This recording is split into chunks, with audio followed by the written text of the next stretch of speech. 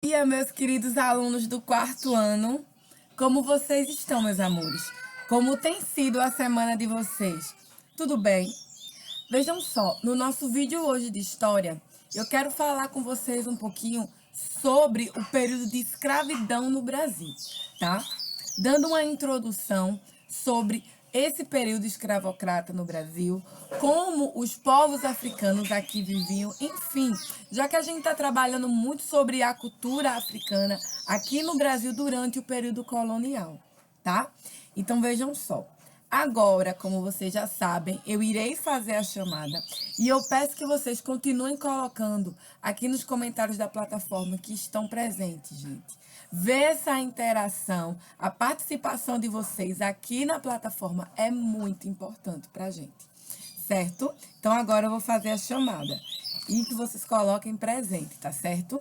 Hugo Matheus Melo Tavares, Ismael Mota da Silva Filho, João Vitor Silva Alves de Araújo, Júlio Vinícius Muniz Soares, Larissa Vitória da Silva de Oliveira, Luísa Carla Santos de Lima, Nathalie Menezes da Silva, Tiago Henrique Araújo Nascimento, Tiago Figueroa de Souza, Ana Letícia, Miguel Adriano, Caio Lucas, Ana Cláudia, Tainá Sabrina e William Cauã.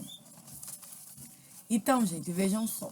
A gente está trabalhando, né, ao longo dessa terceira unidade, desse nosso conteúdo de história, a gente vem falando muito sobre os africanos aqui no Brasil.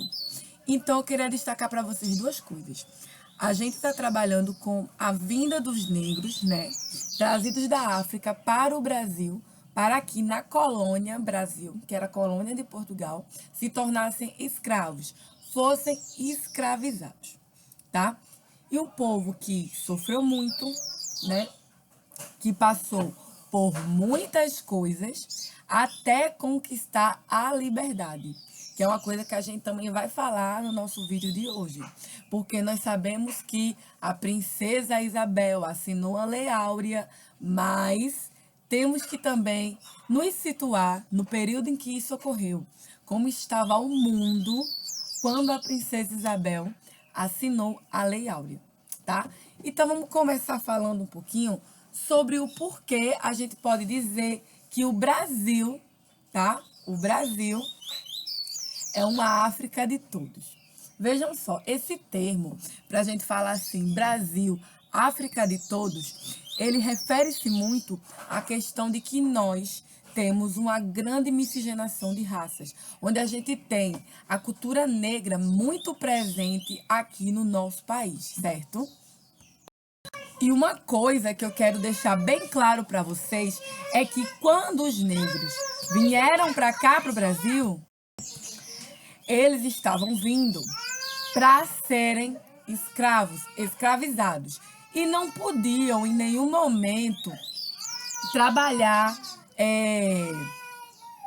fazer frente, né, àquela situação.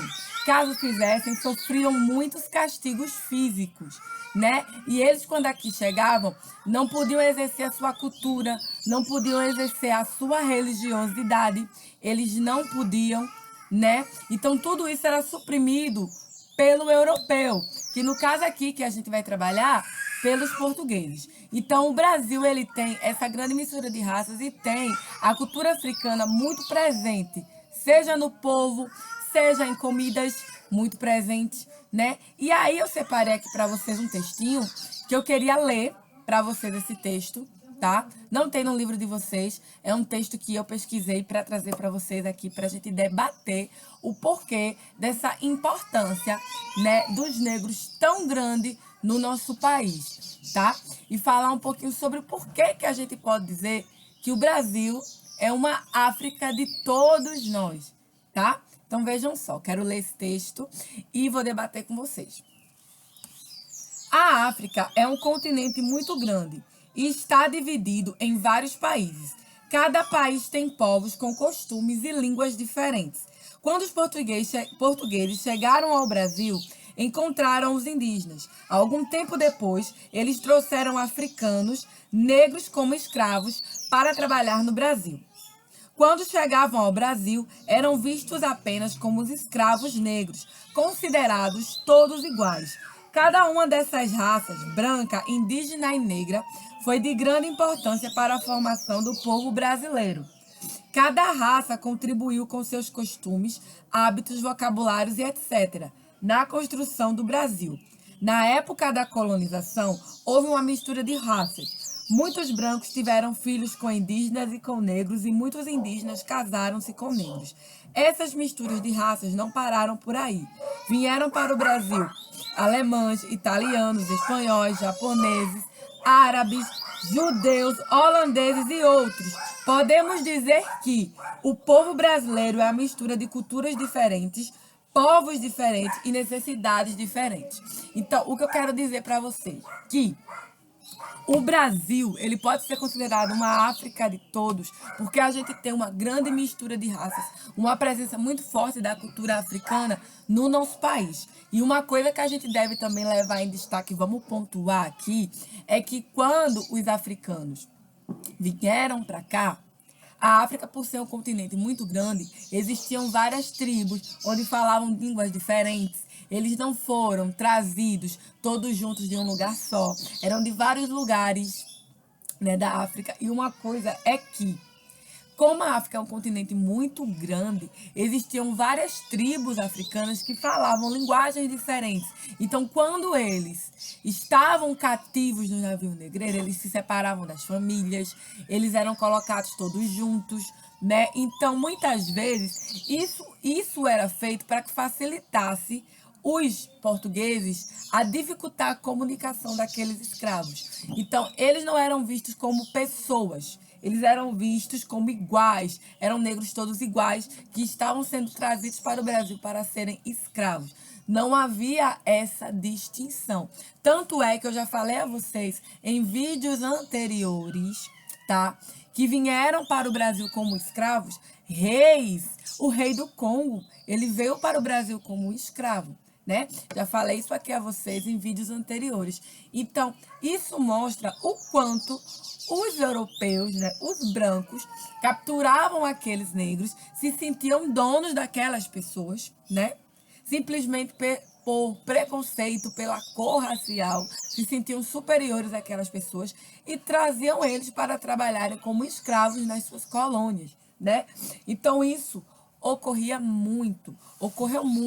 Então, quando os negros chegavam aqui, muitas vezes eles morriam no trajeto, morriam de uma doença chamada banzo, que é a saudade de casa, né? Que a gente já viu, que eles têm muita saudade do lar, muita saudade de casa e acabavam morrendo, não é verdade? Eles eram tirados de tudo que eles conheciam e eram trazidos para cá para ser tratados como animais, né? Como escravos, como se não fossem pessoas, né? Como se fossem propriedades. Então eles perdiam tudo, né? Quando aqui chegavam para ser tratados como escravos, né? Então vejam só, durante muito tempo, né? Houve o período de escravidão no Brasil, durante muito tempo mesmo. Houve, né? Esse período de escravidão do Brasil. Até que a princesa Isabel vem e assina a Lei Áurea. Só que depois de muitos anos de escravidão no Brasil. E aí eu queria destacar para vocês uma coisa. O período em que isso ocorre. Quando a princesa Isabel assina a Lei Áurea, que acaba com a escravidão do Brasil, o Brasil era um dos poucos lugares que ainda se tinham escravos, que ainda se tinham negros escravizados, tá? E um dos principais reinos que estavam começando a desenvolver essa questão de abolir a escravidão, porque não era vantajoso ter escravos, e eu já vou chegar lá para explicar mais para vocês porque não era tão vantajoso, né? Após um longo período de escravidão ter escravos, foi a Inglaterra. Foram os ingleses. Vejam só. Vocês vão estudar mais para frente, tá? Vocês vão ver mais para frente que a Inglaterra foi o primeiro reino, né? Depois vai se tornar país, mas enfim, ele foi o primeiro a produzir, a se ter esse processo de indústria, né? Enquanto outros países ainda estavam com aquela questão de de caravelas, aquela questão de agropecuária, né? Aquela questão de agronomia, criação de gado nessas colônias, plantação de cana-de-açúcar, exemplo, Portugal, Holanda, ainda tinham esse processo de agropecuária, de agronomia, enfim, de cultivando cana-de-açúcar, de criação de animais. A Inglaterra já estava trabalhando com essa questão do processo industrial. A Inglaterra passava por um período de revolução industrial. O que isso quer dizer? Eles começavam a produzir objetos, né, de forma grande, de forma em escala, através de indústrias, né, através das máquinas. E todos esses objetos que eles produziam, vou botar aqui um trenó, vou botar aqui um sapato numa indústria, como um exemplo, eles precisavam vender.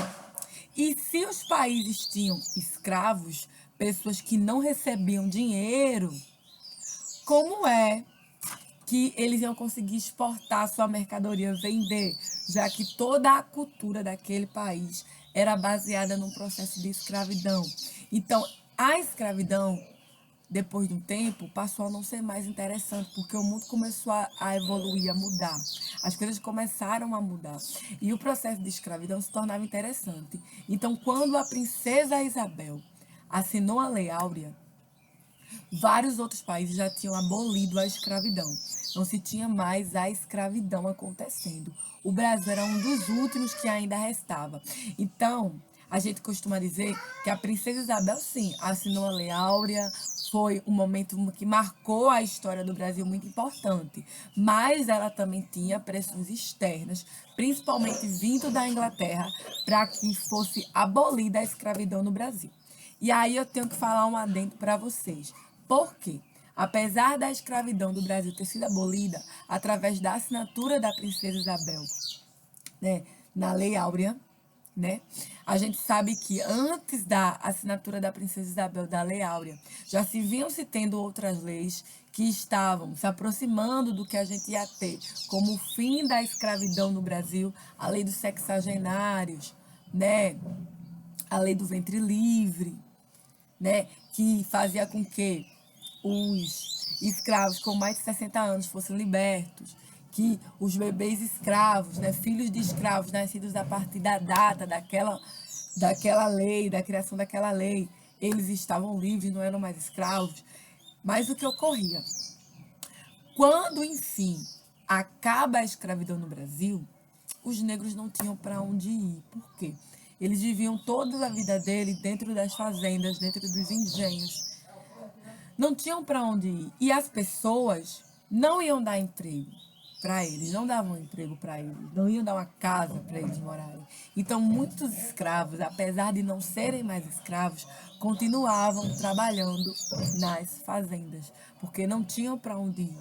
A sociedade tinha muito preconceito com aqueles escravos libertos, né? Então, apesar de se ter acabado com a escravidão no Brasil, foi abolido, os escravos ainda viviam em um sistema de escravidão, porque muitas vezes eles não recebiam pagamento pelo seu trabalho, eles recebiam comida e moradia, porque não tinham para onde ir. Os que recebiam pagamento pelo seu trabalho eram quantias muito poucas, não eram justas para todo o trabalho que eles faziam. Então, sim, houve o processo de abolição da escravatura no Brasil. Quando a princesa Isabel assinou a Lei Áurea, houve sim, os escravos foram libertos, mas não estavam livres, né, do preconceito presente na sociedade, né, que era muito forte. Tá? Então, dito isso, eu queria também falar a vocês que, como vocês sabem, que já foi tema de vídeos anteriores da gente, né? A gente viu que os quilombos eram um lugar de refúgio para aqueles escravos que fugiam, né, dos engenhos, né? E queriam cada vez mais ser livres.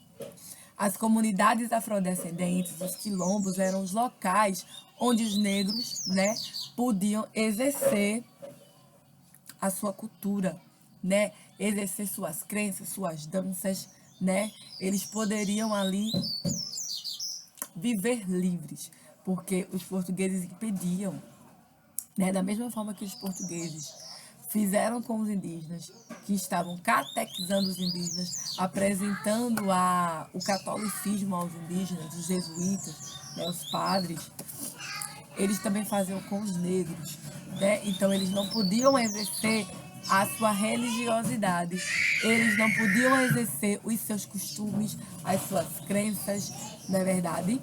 Então, quando eles iam para as comunidades africanas, você pode falar aqui no Brasil, os quilombos, né? Eles tinham oportunidade de exercer a sua cultura. Os quilombos se assemelhavam a um tipo de vivência que eles teriam se estivessem na África, né?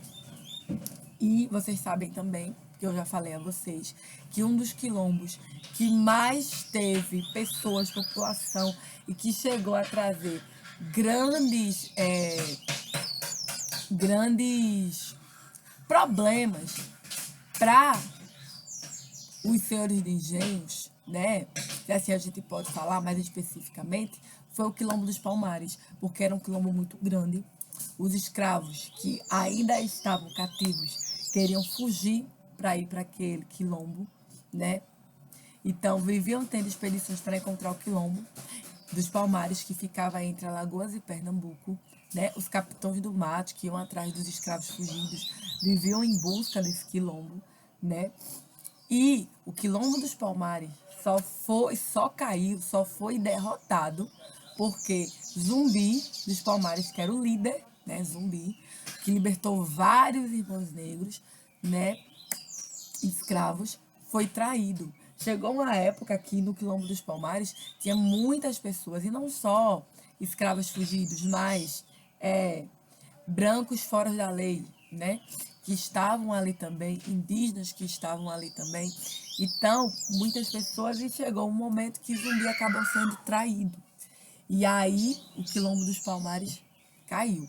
Mas foi um quilombo muito importante para a história, né, da escravidão no Brasil, para a história do povo negro no Brasil. Então, gente, eu espero que vocês tenham gostado do nosso vídeo de hoje, né? De um pouco dessa reflexão, desse conteúdo que a gente vem trabalhando, né?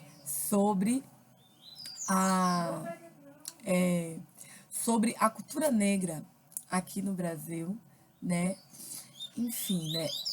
Eu tô passando para vocês hoje um trabalho, né, de história sobre todo esse conteúdo que a gente está trabalhando, né? Vou deixar aqui na plataforma todos os detalhes desse trabalho que Tia tá passando para vocês. E eu espero que vocês tenham gostado, tá? Enfim, é isso. Um beijo enorme para vocês, um cheiro ali. E até amanhã, se Deus quiser, com mais um vídeo. Beijão!